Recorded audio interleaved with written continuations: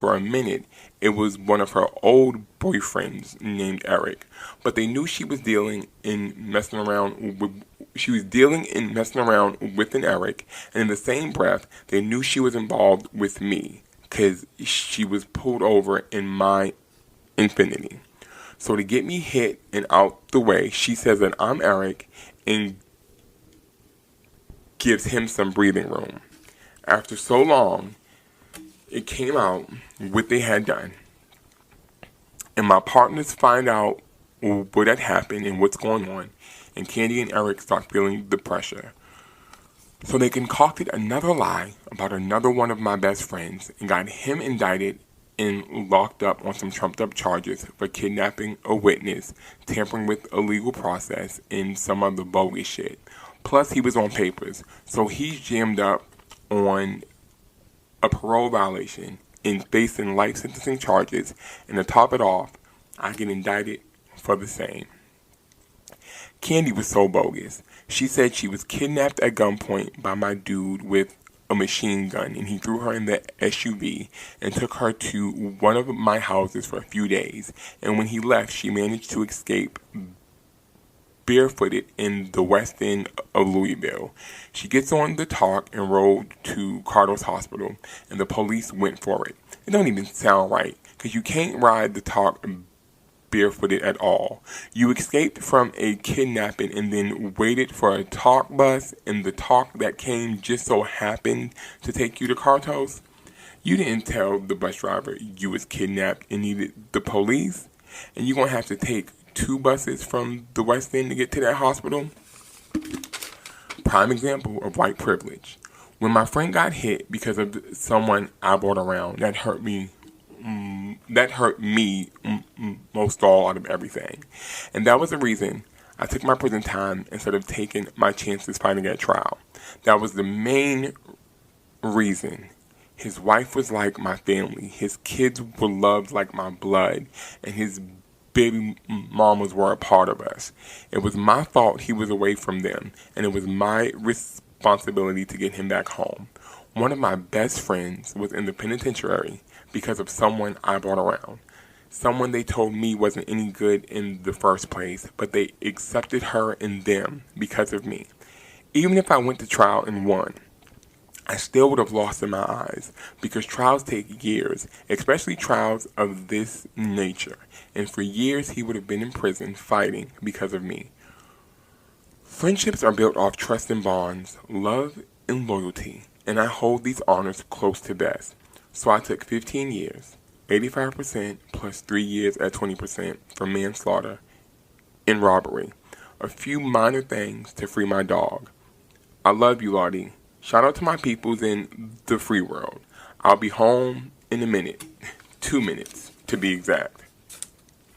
Anyhow, as I stated, I took my time, a plea deal of a total of 20 years, but not day for day, so no trial. There was really no evidence against me, only 400 years of knowing how to play to win against my 26 at the time. No gun, no bullets, no prints, no witnesses to point me out. They even showed my picture in a photo lineup several times, and several times I was overlooked. A cell phone number not registered to me with the wrong address, nothing but Candy saying she was there and it was me who was Eric. But that's all they needed. I had a paid lawyer, 2 of them, because it was a capital murder case. And with capital murder cases in Louisville, Kentucky, you have to have 2 lawyers. Casey McCall and Scott Drabenstadt, 2 of the best. But maybe that was part of the 400-year game also, because now, for the past several years, Mr. Drabenstadt has been a state prosecutor attorney for Louisville, Kentucky. The best I could hope for was for the best deal is what the situation was and how they explained it to me. White victim, white girl for a witness who's been injured, a jury of what will be white soccer moms, and you have a criminal history. Do you watch football? Well, we're the Florida Gators are Kentucky and they're Alabama. That was all the evidence they needed. Well, that and the fact that I was already prosecuted, judged, and deemed to appear guilty to the public through the eyes of the media from that first 48 episode. They aired without my consent.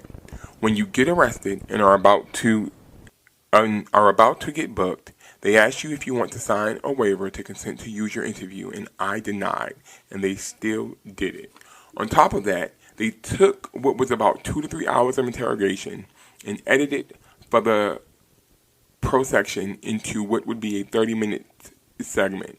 And to make things worse, the lead detective was close and personal friends with the victim and his family, to the extent of playing softball with them on his off days, which was a clear and obvious conflict of interest, and still wouldn't step aside for a fair investigation. But that didn't matter either. At the end of the day, yeah, I did get a good deal, or at least I think so. Especially since most people get in 25 years up to life in prison when it's a black man involved that was supposed to have killed a white man, especially in Louisville and especially in Kentucky. I still have my life, or at least a nice bit of it left, if I choose to use it productively. My health, my good looks, and my integrity intact. You asked how my life has been since being incarcerated and how this situation has changed me as a person. Well, I believe that everything happens for a reason, beyond its surface and face value. And sometimes we pay later the price of things we did before. When I was in the mix, I ruined a lot of lives and contributed to the destruction of my neighborhood, my society, my people. And it was mirrored in my life without me seeing it.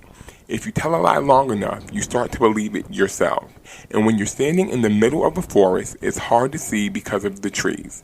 I had to take a step back and see it from afar and from a different angle. The angle was prison. For over a decade, standing still with the world moving on around me. I've learned to turn negatives into positives, see my glass half full in an optimistic way. So my life has been what my life was. This is a Diamond Xon production.